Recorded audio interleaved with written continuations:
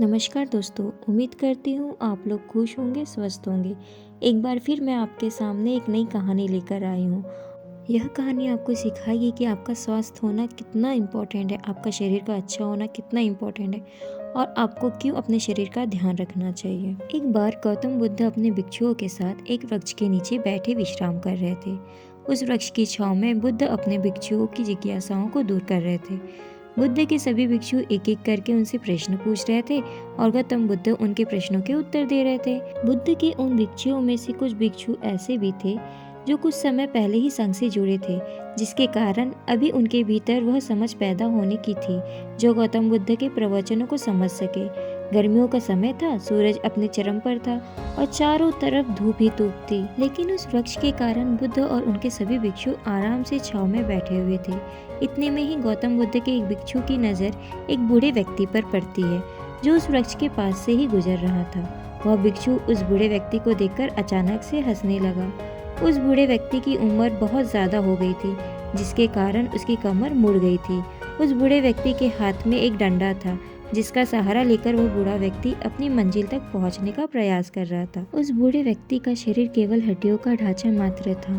अपने भिक्षुओं को हंसते हुए देख बुद्ध उससे कहते हैं कि मेरे प्रिय भिक्षुओं, कृपा करके हंसो मत, क्योंकि जिस व्यक्ति को देखकर तुम अभी हंस रहे हो वो कोई साधारण व्यक्ति नहीं है, बल्कि वह व्यक्ति इस क्षण तुम्हारे जीवन का रूपांतरित करने की क्षमता रखता है। जो आज तक मैं तुम्हें सिखा नहीं पाया वह यह बूढ़ा व्यक्ति तुम्हें सिखा रहा है। इसके द्वारा दी गई सीख को बेकार न करो।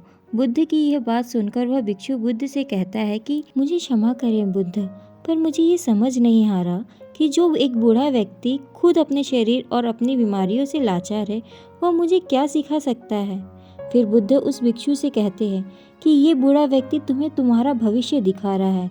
जिस बुढ़ापे और लाचारी को देखकर तुम अभी हंस रहे हो वो बुढ़ापा और लाचारी तुम्हारे जीवन में भी आने वाला है। वह बूढ़ा व्यक्ति तुमसे कह रहा है अभी समय है, इस स्वस्थ शरीर का अच्छे कर्म करने के लिए उपयोग करो। अगर तुम्हारे ये स्वस्थ शरीर तुम्हारे हाथ से निकल गया तो फिर वापस नहीं आएगा, और अभी तुम्हारे ये शरीर सही से काम कर रहा है, जैसे कि तुम्हारे हाथ, पैर, आँख, कान और ये सभी चीज़ें सही काम कर रही है।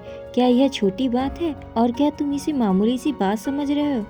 यह घटना कोई साधारण घटना नहीं थी जो अभी तुम्हारे साथ घटी, और ये घटना तुम्हारे जीवन को बदलने की क्षमता रखती है। कि किसी तरह की घटना ने मेरा जीवन बदला था और इस तरह की घटना के कारण ही आज मैं बुद्ध हूँ। फिर वह भिक्षु कहता है कि क्षमा करे बुद्ध, परंतु मेरे मन में यह विचार नहीं आया कि मैं उस बूढ़े व्यक्ति से कुछ सीख सकता हूँ। उसे देखकर केवल मुझे हंसी आ गई। बुद्ध कहते हैं ऐसा इसलिए हुआ क्योंकि तुम्हारे भीतर कहीं ना कहीं लगता है कि जिस स्थिति में आज वो बूढ़ा व्यक्ति है उस स्थिति में तुम कभी नहीं आओगे। जिस बुढ़ापे और लाचारी का सामना आज वो बूढ़ा व्यक्ति कर रहा है तुम्हें लगता है कि उसका सामना तुम कभी नहीं करोगे, इसलिए तुम उस बूढ़े व्यक्ति को देखकर हंस पाए। अगर तुम सच्चाई को देख लेते तो चाहकर भी अपने आंखों के आंसुओं को नहीं रोक पाते, परंतु तुमने सत्य को अनदेखा कर दिया और तुम बहुत बड़ी संभावनाओं से चूक गए।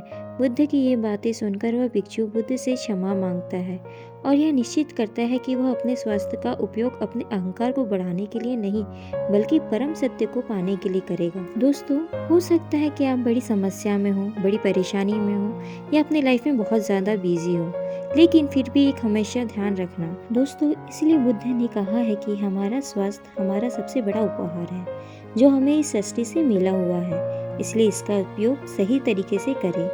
दोस्तों, आपको गौतम बुद्ध की शिक्षाप्रद कहानी कैसी लगी? कृपा करके हमें नीचे कमेंट्स कर जरूर बताएं।